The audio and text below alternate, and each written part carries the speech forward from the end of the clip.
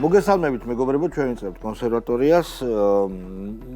რაც ხდება, რა თქმა უნდა, ჩვენ ანალიზით ვადასტურებთ იმას, რაც ხდება, ასევე ჩვენ გვინდოდა ეს მომხდარიყო, მაგრამ ასეთი მასშტაბით ჩვენ ვერც არ ვგვეძინა, იმიტომ რომ სამყარო გადის სასწაულებრივ გარდაქმნას, რასაც ადრე საუკუნეები, შეიძლება ათწლეულები სჭირდებოდა 20 დღეში, 30 დღეში გააკეთა ტრამპმა. უბრალოდ ტრამპი არის არა მიზეზი, არამედ შედეგი იმ მოვლენებში, რაც ლიბერდებილური აპოკალიფსი ჰქვია და ტრამპის მოსვლა უბრალოდ გარდაუვალი იყო და მოხდა რაც მოხდა.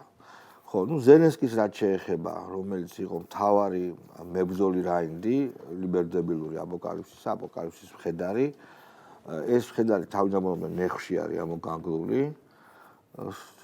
დაიჭერენ ალბათ ესე ამბობს ყოველ შემთხვევაში ტრამპის ოჯახის წევრი. ხმა დაირხა რომ უთხრეს რომ წადიო უკრაინიდანო. ასევე ენით აუწერელია ის დამცირებანი, რასაც განიცდის ზელენსკი ამერიკის ისტებლიშმენტისგან და მან ეს რა თქმა უნდა დაიმსახურა. უკრაინის მდგომარეობა არის კარგი მაგალითი ყველა სხვა ქვეყნისთვის. თუ რას წარმოადგენს ვასალობა, რას წარმოადგენს გატორპედება ქვეყნისა, როდესაც შენ მზად ხარ შენი ქვეყნის არსებობა შესწირო არც თუ ისე მნიშვნელოვან ინტერესებს ამერიკის თუ ევროპის.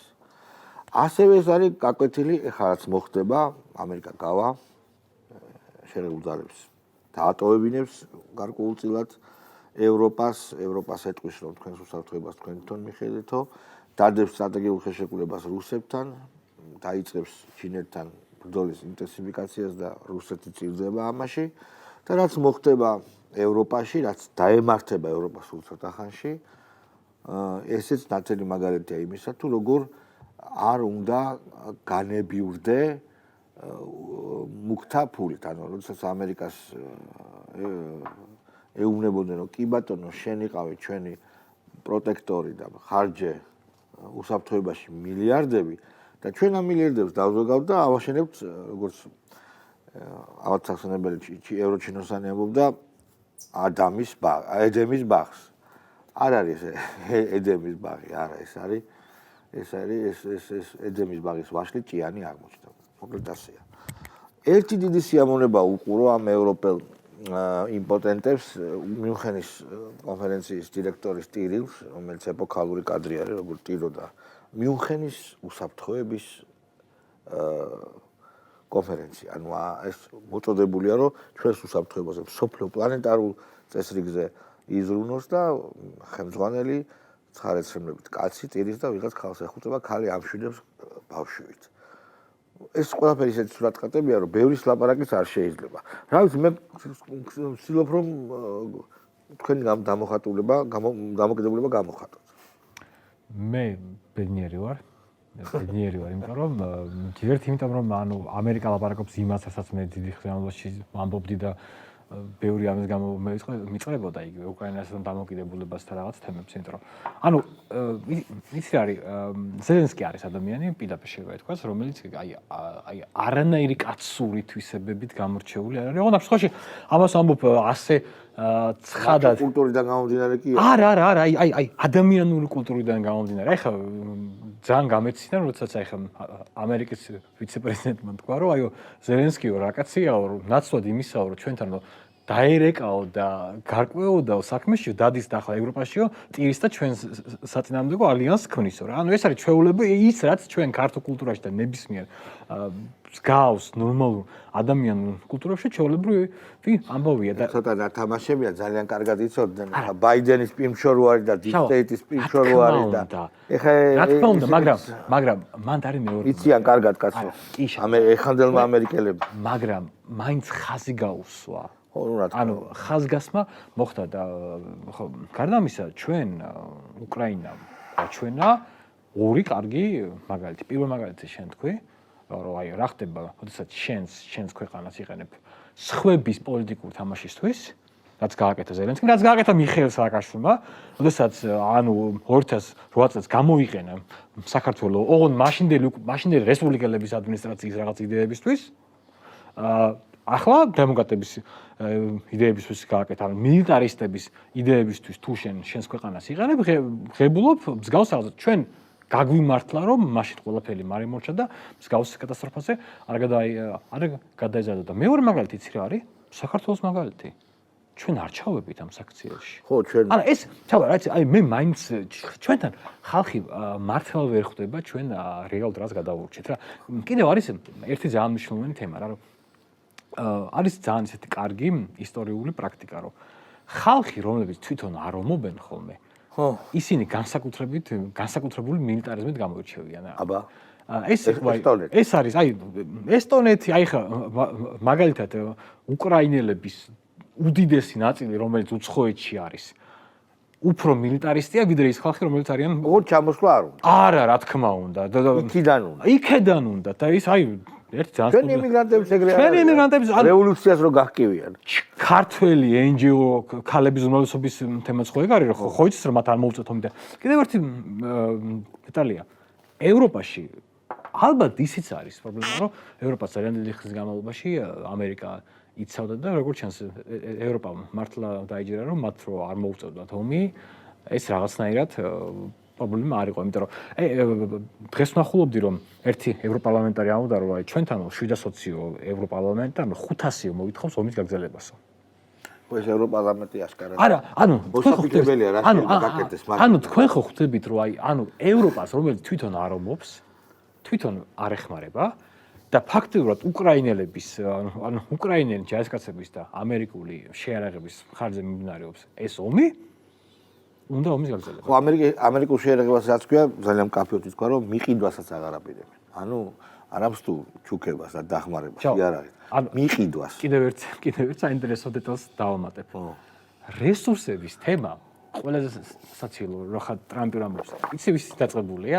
ზელენსკი. არა, რა თქმა უნდა, მაგრამ მე გადააგდოთ. ხო და არა, ხო, ზელენსკი მჯერად თქო, ანუ ზელენსკი ხო ეგრეა, რომ აი პიარისთვის, აი რაღაცა აი ესეთი აი რაღაცნაირი აი მაგარი იდეების ეს შეკულება რომ ჩამოუტანა ფინანსთა მინისტრმა. ეძინა. და ვერ ხო, ეძინა თუ რა შევა, მაგრამ ურაცხყოფელი ქმედება იყო ზელენსკის მხრიდან. აქ მთავარი რა არის, რომ ზელენსკი, რომელიც არის ადამიანი, რომელიც მარტო პიარზე არის ორიენტირებული, ეს არის ჩაოლებური რაღაცა ჰობიტი არაკაცი, ამ ადამიანმა თქვა ერთწუთიანი პიარისთვის, რომ ის მზად იყო ამერიკის დახმარების გამო, გადაეცა მასთვის მართლაც უკრაინის უმდიდრესი წიაღისეული.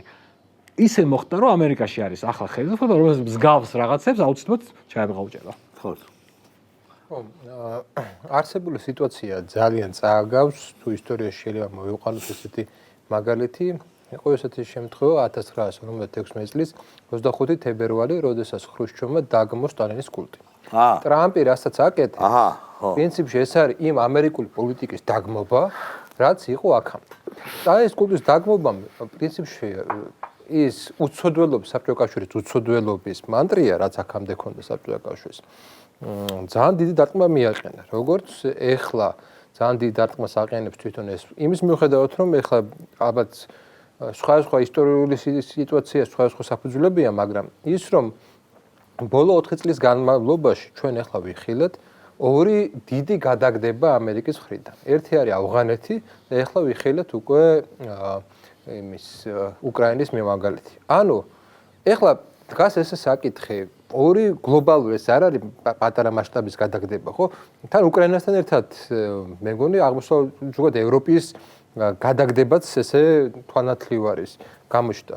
ეს რას მიანიშნებს, რომ ანუ ნდობა თუ აქამდე რა იყო რეპუტაცია, ხო? შეიძლება ითქვას, რომ ზოგ შემთხვევაში ეს რეპუტაციას არ აქვს მნიშვნელობა, მაგრამ აქვს მნიშვნელობა ყოველთვის რეპუტაციულ ნაწილს. ხედავთ, რომ ეხლა ჩვენ ვინმეზე ნდობა, ანუ ამ სამყაროში აი უბრალოდ დასკვნა რო გააკეთო, მით უმეტეს ამერიკაზე ნდობა, რომელსაც აქვს ორი გლობალური გადაგდება, ესე ვთქვათ, არ შეიძლება დაეყნო ესეთ ძალებს. არ შეიძლება დაეყნო. მეორე მნიშვნელოვანი საკითხი მე ერთ-ერთ გადაცემაში ჩვენთან თქვი ესეთი რაღაცა, რომ ჩვენ ვიხილავთ აი ამ დიდი ცივი ომის დაპირისპირების სხვადასხვა ფაზეს და ამ სხვადასხვა ფაზებიდან სხვადასხვა კონფიგურაციები იქნება მეთქი.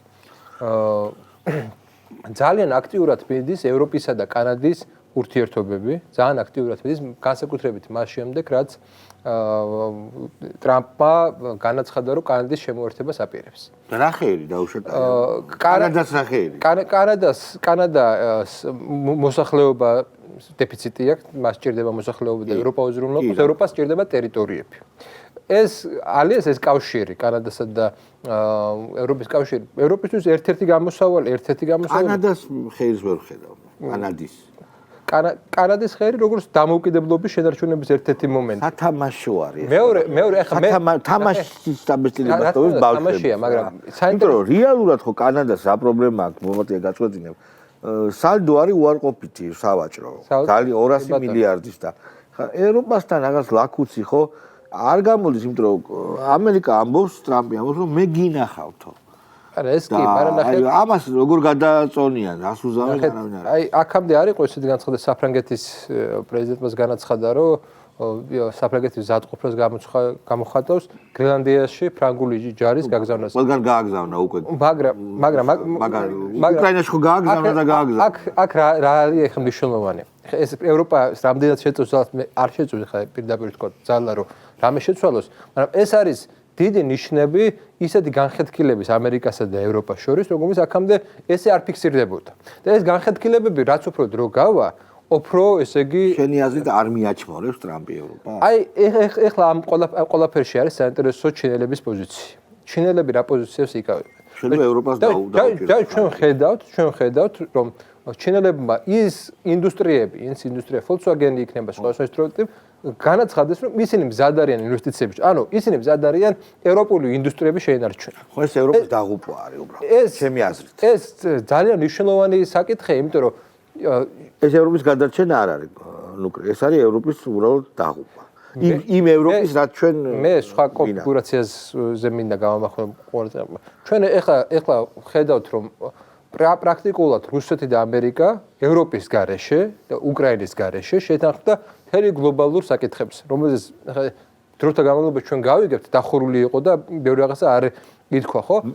მაგრამ ჩვენ ხედავთ ერთ რამეს, ის თქმა მინდა, რომ ამ ახალ გადაწილების დროს თუ კი აქამდე ჩვენ ხედავთ რომ შეერთებული შტატები და ევროპა ერთად იყო რუსეთ-ჩინეთის წინააღმდეგ. ამ ახალ რაუნდში როგორად იყოს, მაგრამ სხვა კონფიგურაციები მე მგონი რომ სხვა ჩანაფიქრი აქვს ტრამპს. ტრამპი ყველაფერს ესწრება რომ გაყაროს ლიბერალ-დებილური ხელისუფლებები ქვეყნების სათავეებიდან, დაშალოს ევროკავშირი, იმიტომ რომ არანაირი აზრი არ აქვს. ტრამპი არასოდეს ფონ დერ ლაიენს არ დაელაპარაკება, არასოდეს.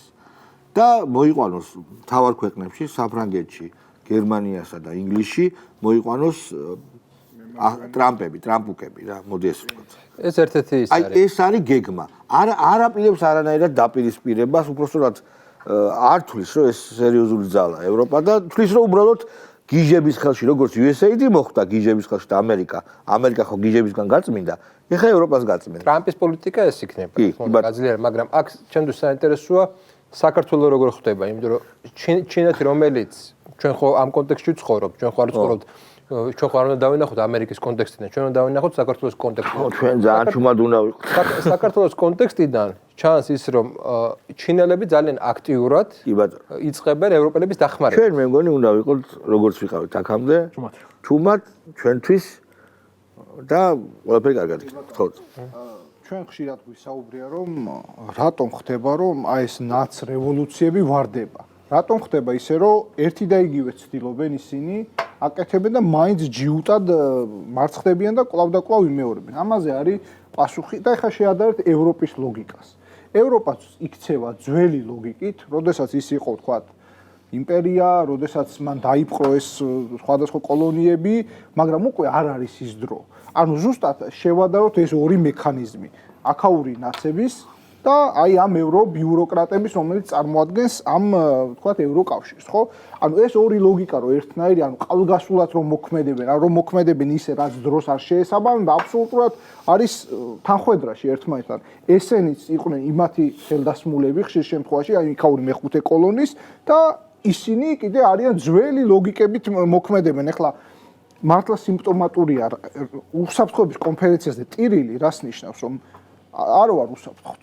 ანუ ტირი ვარ, იმიტომ რომ რუსეთი, ანუ შეიძლება ეს მისი უშუალო მოტივი სხვა იყო, მაგრამ როგორც სიმბოლო რა არის ამოკითხვადი, რომ მე არ ვარ უსაფრთხოდ, ამერიკა და რუსეთი ლაგდება უჩემოდ და ეხლა სუდადაა საქმე, მაგრამ ამავდროულად ჩემი აზრით ეს ევროპისთვის არის შესაძლებლობა იმისა, რომ მიხვდეს, რომ ამერიკაზე ზღვარგადასული ჩამოკიდებულება ის აქცია მართლა უხეშად რო ვთქვა, ბებერი ევროპის ამ სიტყვის ყველაზე ცუდი მნიშვნელობით. მან დაკარგა რაღაცა ის ძალმოსილება, რაც ჰქონდა და ახლა მე მგონია, რომ არა ევროკავშირის სახით, არამედ რაც ჩავამახსენ, აი ამ მემარჯვენე, პატრიოტი, ნაციონალისტი, არა, მაგრამ აი უფრო კონსერვატორი, ასე ვთქვათ, პოლიტიკოსები, რომლებსაც უნდა რომ მაგალითად ევროპის კონკრეტული სახელმწიფო კარგად ცხოვრობდეს. ამისთვის ის რუსეთსაც დაელაპარაკოს, ირანსაც პირობითად, ამერიკასაც, ჩინეთსაც და არ იყოს ამ ევროკავშირის ქოლგის ქვეშ, რომელიც ბზარები თანდათან უფრო მეტად და მეტად ჩდება რა.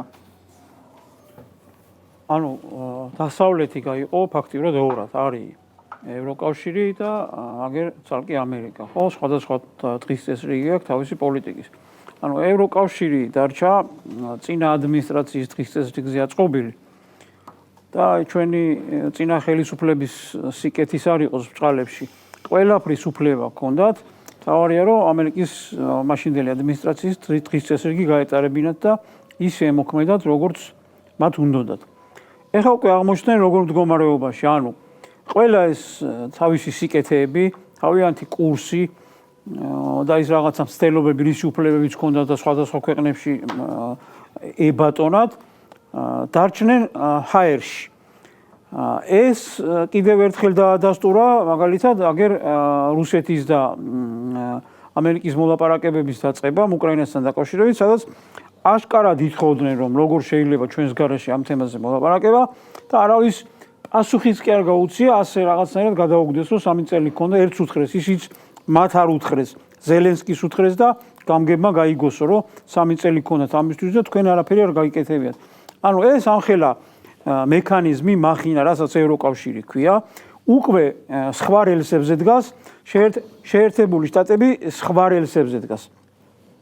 ამიტომ მათ ეხლა ძალიან გაუჭირდებათ შემოტრიალება, იმიტომ რომ ეხლა წარმოიდგინეთ თლიანად LGBT პროპაგანდაზე აწყობილები რო არიან, ამდენ ქვეყანაში ფესვები აქვთ გადმული და ხომ ნახეთ ჩვენ ევროპელი ვიღაცა ჩინოსნების განცხადებები, რომ ჩვენი მხარდამჭერი ამერიკა აღარ არის, თვითონ აცხადებენ ახლა მას ჩვენ ხო არაფერს აღარ ვიგონებთ კაცო.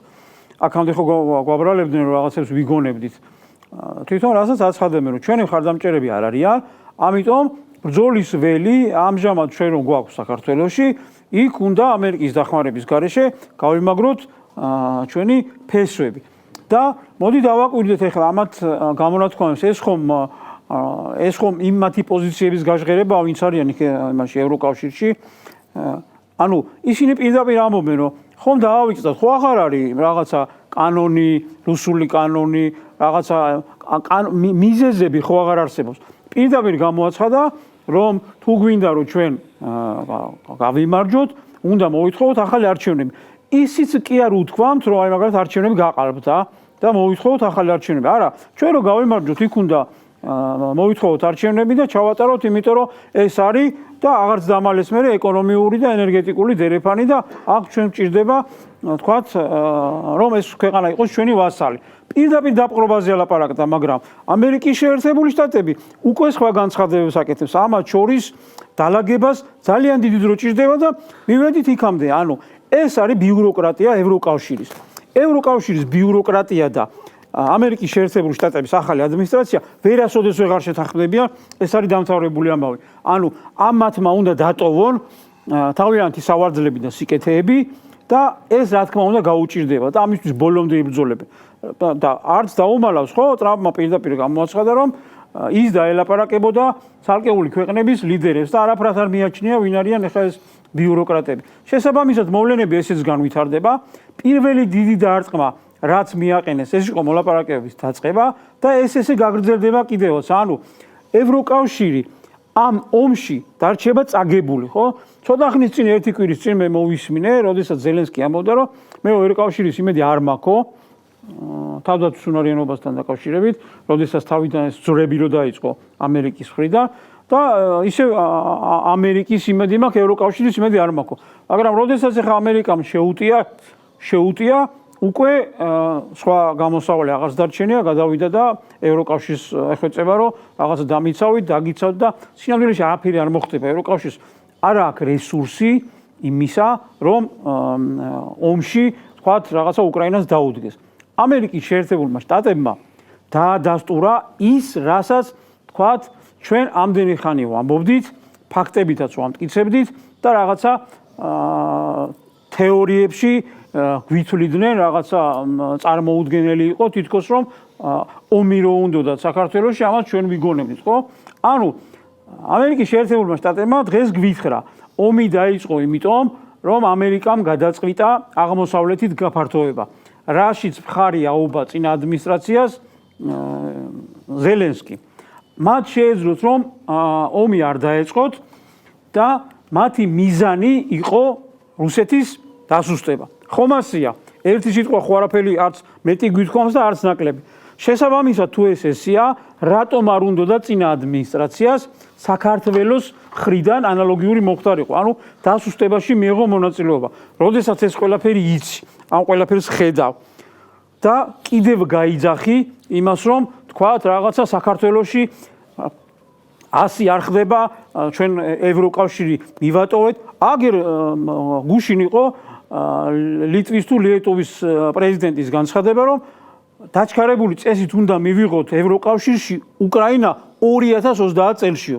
ანუ დაჩქარებული 2030 წელში და ჩვენ გვიპირებდნენ ჩვენ ჯერ 30 წელს სად იქნება, მაგრამ წარმოიდგინეთ თუ დაჩქარებული წესით 6 წელი უკრაინის რომელიც ნახევარი უკრაინა გაწყვიტეს, იმის მიღება 6 წელი ჭირდება, ჩვენ რას გვიპირებდნენ? ნატოზე წარმოიდგინეთ, აღარ ხო? ბატონო? ნატოზე აღარ ამობენ. არა, ნატო უკვე ჩავლილია დავიწყე.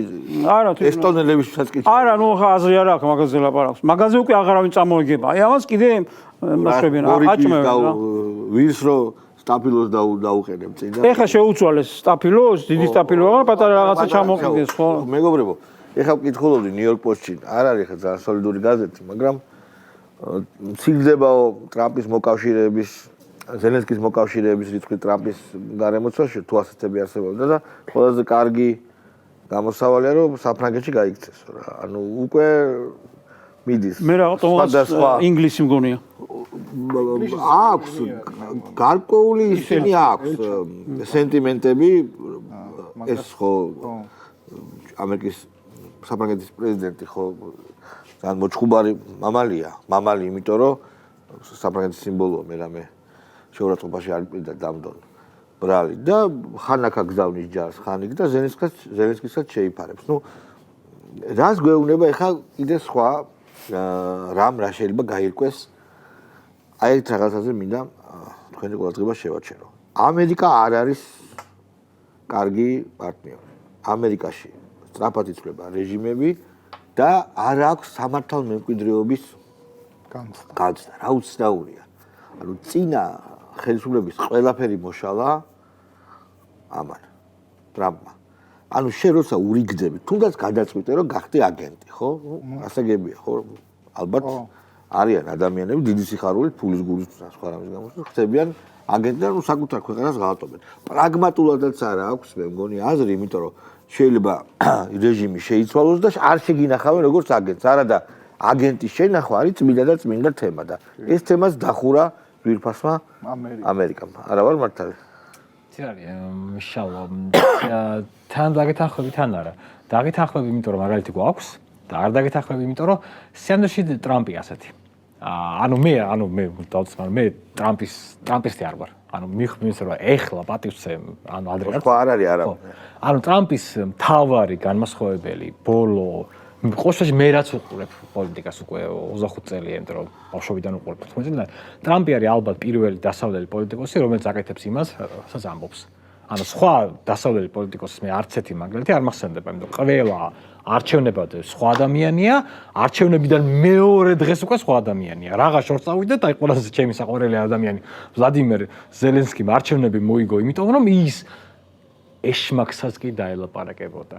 და ეშმაკთანაც კი გააფორმებდა მშვიდობის გამო. ეხა მოუწევს. მშვიდობის გამო. ენჯოების გაიხსენა, ენჯოების პოზიცია მაგ დროს. ხო და სხვა შორის ძალიან მომეწონა იურია ლატინინას ქონდა, აი ძალიან მიყვარს რუსულები, რომ 2019 წელს უკრაინულმა 72-მა NGO-მ გამოაცხადა საერთო წერილი დაწერა, რომ თუ ვლადიმერ ზელენსკი ხელს მოაწერდა ზავს, ან დაიწყებდა მოლაპარაკებებს მშვიდობაზე, ის გამოცხადებოდა ქვეყნის მოღალატედ.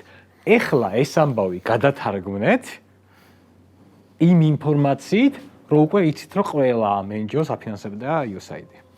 ბევრი ლაპარაკი არც დაჭირდა ზელენსკისთან. მათი პროექტი იყო თავიდან, რომ დაამაგრეს. არა, შალვა, ის არის, მე არ მგონი, ანუ ხო, მაგრამ არა, მათი პროექტი იყო შეიძლება. კარგით რა. არა, ასე შეიძლება, მაგრამ ეგ გავს აი გახარიას ვარიანტს რა, რომ აი ეს ჩვენი დისკუსია რომ გახარია აგენტია თუ სულელია. მე სულელის სულელი აგენტი არ შეიძლება ხო, არა, მე ვჩები უბრალოდ სულელია და ზელენსკის დაახლოებით სულელი აგენტი, ყველაფერი არის სულელი აგენტი. შეიძლება, მაგრამ მე ზელენსკის იგივე სულელი აგენტობა. სულელი აგენტობა ბევრ ამას. ზელენსკიც ესეთი. ხო, მე მაინც ხო ხდება, მე ჩემს პირველ ჩვენებას. ბიჭო, მან ძალიან მარტივად მოხდა, რაც მოხდა ხალხო. ეს რო ჩავიდა მინსკში, ეს კლოუნი, თქვენ გახსოვთ, კადრები არსებობს, პუტინი რაღაცაზე საუბრობს, ხო? ის სისხლიან მტერთან არის ჩასული. და რაღაცა მოლაპარაკება უნდა შედგეს. თქვენ ზელენსკის როჟები გაქვთ ნახე რეებს აკეთებს, დასცინის ირიჭება. მიშა სულელეზე ლაპარაკობსო. მიშა ეგრე არ შვება, მიშა არ შვებოდა. პირველად თავიდან ეგრე აკეთებდა. საათ? არა, უშუალოდ არა. ბიჭო, იქ ეჯდა გვერდზე პუტინი არ უყურებდა. მიშა პუტინთან მაგას პოსტა ფსიქოტიპის გამო ვერ იზამდა ახლა. მაგრამ მე ჩუბად კი ამბობდა. პუტინი ზის და რაღაცა საუბრობს შეთანხმებაზე. და ეს იცინის. ეს მოშორები ზის და იცინის, დასცინის პუტინს რა სიგიჟებს ლაპარაკობს, რომ ცხადე იყო რომ არავინ არ დაიცავდა. ამ თქვა შეთანხმებას. ანუ თავიდანვე ეს იყო პროექტი. მე მაგის არ მჯერა. პროექტი იყო. რო ძალიან კარგად გამოიყენეს. შენი აზრით არ იყო პროექტი? ანუ შენი აზრით უცხოელების ჩარევის გარდა ისეთ ისეთ სუვერენიტეტ დაკარგულ ქვეყანაში როგორც იყო უკრაინა, ზელენსკი რაღაცა ფილმი გადაიღო. არა, მე უფრო პოპულარული გახდა და მოიგო. მე უფრო რთულად მგონია საქმე, რომ მე ვთვლი რომ ზელენსკი იმ მომენტში მართლა ეგონა რომ როხა ადგებოდა და იმას რა ეგონა, რა მნიშვნელობა აქვს კაცო? ზელენსკი გამოიყენეს. ანუ მე უბრალოდ ეს მსგავსი რთული ჩანაფიქრების ნაკლები არაფერი რთული არა. გონია რომ პრაქტიკაში მე რაღაც უკრაინის საშუალო სტატისტიკური მოქალაქის ფსიქოტიპი შეისწავლეს, როგორ შეიძლება მათზე მოქმედება იყო აბსოლუტური ნიჰილიზმი კორუფციასთან დაკავშირებით. გააჩინეს ზელენსკის ტიპაჟი, როგორც სურდათ მაშინ უკრაინელებს კორუფციას დაუპირისპირდება, წესიერია, ასე შემდეგ და შებუთეს და გაასაღეს. კაცო, ეგ თან ძალიან მარტივად გააკეთა. მაგრამ მინდა იმ მოვეკითხვით შენ დაგესვა. ასეთი აგენტის ესე გადაგდება. და წაადგება ამერიკას. თუ მე ვთვლი რომ ეს შეთანხმება რაც რუსეთსა და შეერთებულ შტატებს შორის იყო ესე გავლენების გადანაწილება და ამერიკა მიიღებს ამ შეთანხმებით იმას რაც უნდა. კონკრეტულად შემეს გრენლანდიაზეა საუბარი, პანამაზეა საუბარი, დასავლეთ ნახევარსფეროზეა საუბარი. ჩინეთთან ესე არ დაახლოებაზე. და ჩინეთთან არ დაახლოებაზე. თუმცა რუსებმა ესე არ უნდა ქრან, იმიტომ რომ არის არ გაყირიან ჩინეთს. ცივი ომის დროს საბჭოთა კავშირის ერთ-ერთი მარცხის მიზეზი იყო ჩინეთთან არევა. როგორც დასავლეთთან ვერ დაალაგა, ისე ჩინეთთანაც აურია. ანუ ეს გამოცდილება უკვე აქვს რუსეთს, რომ არ შეიძლება ორივესთან კონდეს არეული. ამ შემთხვევაში შენ ხარ ძალიან სუსტ მდგომარეობაში. ერთთან მაინც უნდა კონდეს დაალაგებული ურთიერთობა. და ის ხა ამერიკა რომ მაგას ცდილობს, ეს გასაგებია, მაგრამ ესე ვერ გავა. ყოველ შემთხვევაში მე კლავ ვიმეორებ ეს მრავალ კომბინაციური იქნება და ეგ არ იქნება სამხრივი, მაგრამ ხა ევროპაზე მინდა ერთი სიტყვა თქვა. ზოგადად მოგწონდა, არ მოგწონდა ეს მულტიკულტურალიზმი, ევროპული ლიბერალიზმი, მას ჰქონდა ერთი პრაგმატული ამოცანა. ეს პრაგმატული ამოცანა იყო შემდეგი, რომ ევროპული სახელმწიფოები, რომელიც დომინირებდნენ, მარცხდებოდნენ ან ინგლისურ და ამერიკულ სახელმწიფოებთან, იმით რომ შიგნით შიდა წინააღმდეგობები ჩნდებოდა ნაციონალისტურ ბაზაზე. მულტიკულტურალიზმ, ლიბერალიზმ, ეს ნაციონალისტური დაპირისპირება, შიდა დაპირისპირებები უნდა გადაილახა. მაგრამ ჩვენ კარგად ვიცით, რომ ერთ-ერთი მთავარი ნაღები, რაც ჩაიდო ევროკავშირში, იყო კოსოვოს ფენომენი. იმიტომ რომ კოსოვოს ფენომენი აძლევდა საშუალებას ყველა სეპარატისტულ რეგიონს და არა და ესეთი რეგიონი ძალიან ბევრი ევროპის ტერიტორია, ძალიან ბევრი არის. აი, მოჩა ბასკები, კატალონია, ვენეცია, იტალიაში კიდე რა სამხრეთ იტალიას ცალკე უნდა, ჩრდილოეთ იტალიას ცალკე უნდა და ასე შემდეგ. ძალიან ბევრი შოტლანდია იქ ცალკე და უელსი და კიდე ბევრი ეგეთი ტერიტორია არის. ფაქტია, რომ ეხლა ტრამპის ადმინისტრაციის ამოცანა არის ორი, ერთი ევროკავშირის დაშლა, როგორც ჩვენ თქვით, მეორე მემარჯვენეების მოსვლა. მემარჯვენეები ნუ სხვადასხვა სახისაა, ეხლა ეგრეთი არ წარმოვიდგინოთ ეს მეორე სოფლიო ომამდელი მემარჯვენეები, მაგრამ ის რომ ნაციონალური საკითხი ევროპაში მეორედ წინ წამოვა, ეს ფაქტია. ის რომ ეს საკითხი გააქტიურდება, ეს ფაქტია. ამას რაღაცა პოლიტიკით უნდა უპასუხოს ევროპა. ამ შემთხვევაში არის ორი პოლიტიკა. ყოველთვის არის ნაციონალიზმის ორი პოლიტიკა არის. ან ნაციონალიზმი საკუთარ თავში ესე იგი იწყებს დაპირისპირებას და ეს გამოიხატება სეპარატისტული მოძრაობებით და ასე შემდეგ, ან ნაციონალიზმი გადადის ეგრეთ წოდებულ ველიკო-ძერჟავულ ნაციონალიზმში, როდესაც იწყება კოლონიალიზმი და შენი ჯარი მიდის სხვაგან და სხვას იპყრობს. ანუ ესე გვარდება ნაციონალიზმის საკითხი. ევროპელებს აქვს გარკვეულწილად შეზღუდული არეალი ამ შემთხვევაში. ერთი მათ ეხლა ამ ეტაპისთვის არ უნდა დაუშვან მემარჯვენეების მოძლიერება და ისინი ხელოვნურად აჩერებენ ამ მემარჯვენეებს, ჩვენ ნახეთ რუმინეთი, ჩვენ ნახეთ კიდე სხვადასხვა ესეთი მაგალითები, მოლდოვაც მაგალითად, სადაც პრინციპში ემიგრანტების ხარჯზე გაიმარჯვა, არა და რუსეთში არ ყოფილა, რუსეთში უფრო მეტი მოლდოველი ცხოვრობს არ მუშაობს, ვიდრე ევროპაში. მაგრამ რუსეთში მეგონი მოლდოვაში. ხო.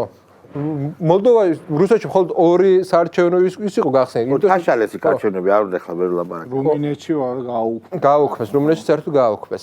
მოკლედ, ჯერჯერობით ცდილობენ რომ ნაციონალისტები ის გააკეთონ, განეიტრალონ. მაგრამ ჩვენ ეხლა ნახეთ, როდესაც ჩასული იყო მიუნხენის კონფერენციაზე, რომ ვის დაუჭირა ამერიკელებმა მხარი? ორ ძალას. რუმინელებს დაუჭირებს მხარი მემარჯვენეებს და მემარცხენეებს. ხოდაში ითქვა რომ ძველი ხალხის მემარცხენეებს. ოღონდ აქ საუბარია ძველ მემარცხენეებს, ეკონომიკურ მემარცხენეებზე და ასე. აი ძალიან საინტერესოა ეს ანტიელიტურ, ანტილიბერალურ ამით არის ამორჩეული ეს ძალები, რომ აი მელონი მაგალითად მოსწონს ტრამპს ეს ქალი, მელონი მოსწონს, ეხლა მელონს ქონდა გადახრები იქით ბაიდენის დროს, მაგრამ ეს მორჩა ეს გადახრები სოროსას კარგად შეაგინა, თუ დაჭირდება ზელენსკისაც შეაგინებს ეს ქალი. მოჯდა ასე თქვათ სწორ კურსზე რა. რუმინეთს ძალიან აი მაგრა აწვება ტრამპი რუმინეთს, რომ ეს არის ავტორიტარული დიქტატორული ქვეყანა და არჩევნებზე. ეს გამო გააქვს არჩევნები. ხო, ნუ სიგიჟე. TikTok-ში ვითომ და რუსული $200,000 დახარჯეს. ხო და ნუ არ შეიძლება. საფრანგეთში ახლა რა თქმა უნდა უკვე ვიცით ვიზე დადებენ ფსონს ესენი გერმანიაში საკუთარ სხადია. ღიად აბსოლუტურად. ღიად პირდაპირ გასო. და ნუ ეს თავის ესეთი ზეწოლა, ესეთი დიდი ტანკის როგორც არის ამერიკა და ტრამპის ზეწოლა შედეგს გამოიღებს.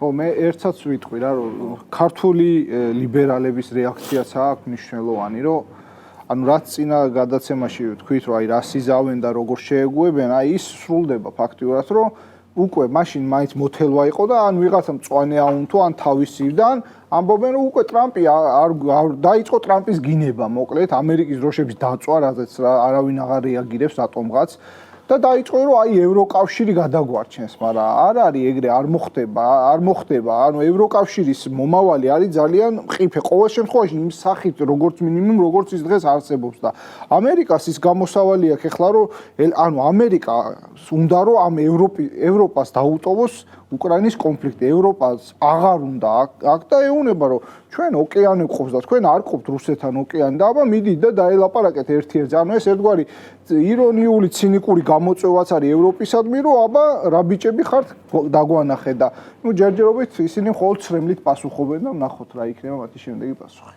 ხო.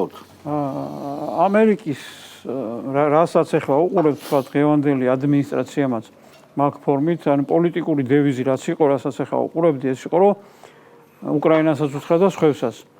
ანუ ყველაფერი ისე იქნება, როგორც მე მინდა და თუ არ იქნება, მაინც ისე იქნება როგორც მე მინდა. ოღონდ ცოტა გეტკინებათ. ანუ ფაქტიურად კივნოთ არჯობია. ხო, ფაქტიურად დებითა შენითა.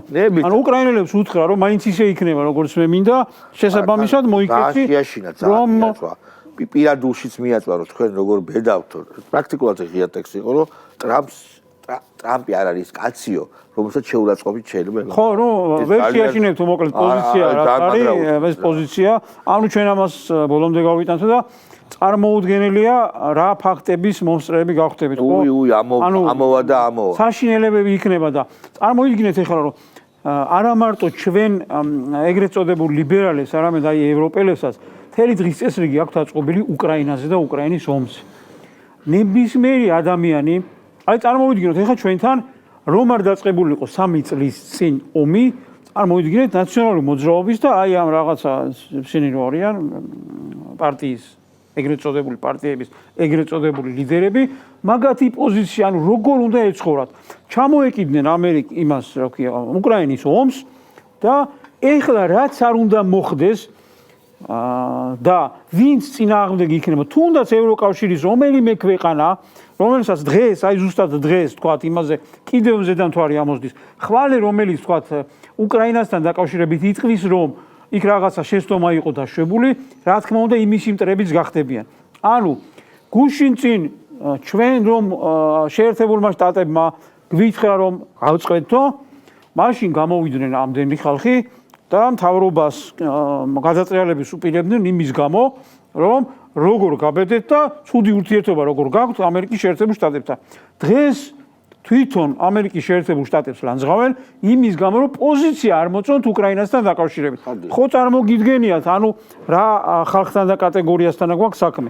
ანუ ეს ის ხალხია, რომლებიც უყურეთ უტიფრობის დონე, რომლებიც პირიქით უნდა ხდებოდეს საქართველოში, მაგრამ რატომღაც არ ხდება, მაგრამ აი ერთ მაგალითს ვიტყვი რა, ერთ-ერთ იმაში ვნახე, არის მგონი იტალიის აეროპორტში იყო დეპუტატთან მივიდა ნაციონალური მოძრაობის რაღაც აქტივისტები რო არიან აღშფოთებული მოქალაქე და ეუბნებოდა რომ შენ ევროპაში რა გინდა რაღაცა რუსი ხარ ასე შემდეგ დამუნათებდა ხო დავარქვა დამუნათება ამ დროს რა ხდება ეს რომ დამუნათებელი რომ იქ არის ევროპაში უვიზოთ რომ ჩავიდა იქ ევროპაში და იმ აეროპორტში რო არის ამ კაცის დამსახურება ამიტომ რომ ქართული ოცნების პარლამენტმა და იმ ხელისუფლებამ მოახდინა ეს ყველაფერი და ამის დამსახურება რა არის აი ამის დამსახურება ვინც ამას ეუბნება შერაგინდა ევროპაშიო ამის დამსახურება არის ომი დაკარგული ტერიტორიები მაშინ არავინ დაუმონათებიათ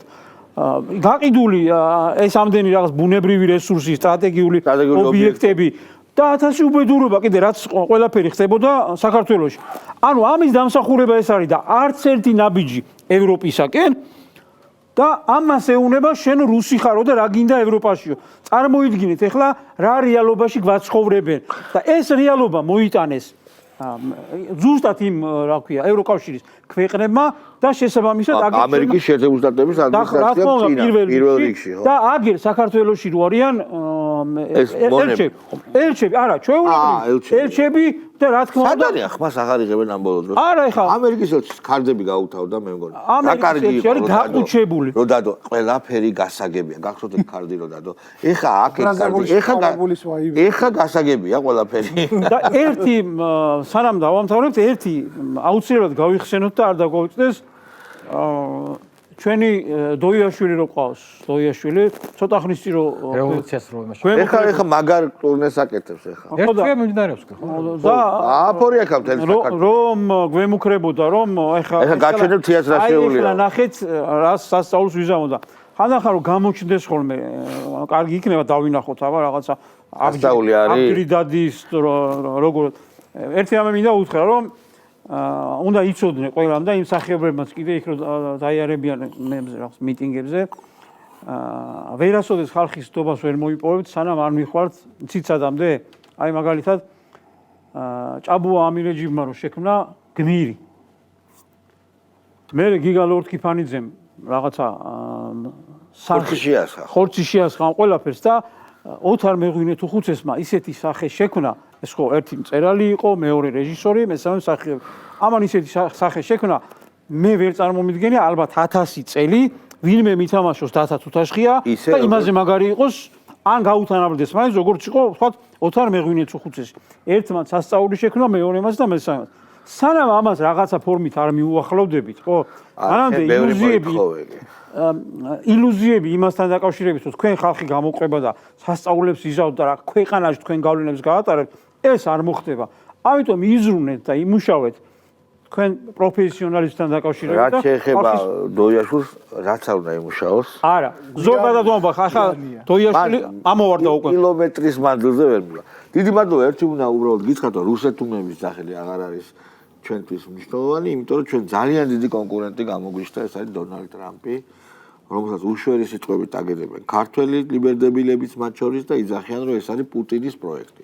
თქვენ ამას აღობდეს ხო მაგარი ყოფილი ბიზინა და ქართული ეცნობა ხო რა თქმა უნდა ორბანი და არ გაჩერდათ ჩვენზე არ გაჩერდათ და მაგრამ ქართული ენჯოი ვერა. ქართული ეჯები ვერა. მოუსყიდავები არიან ფიცო ანუ ვერ ამათ რა აქცია ეს რა მოისმის ამას გას და ამერიკის შეერთებული შტატების პრეზიდენტიც არის პუტინის პროექტი და რა ვქნათ ეხლა რა გავაკეთოთ ეს რუსეთში ყვარშეება გავიღვიძეთ თემა პლანეტა ხო და აი ცოტა რაღაცა დიდი მადლობა მეგობრებო ნახვამდის ჩვენ მომავალ შაბათს გავხდებით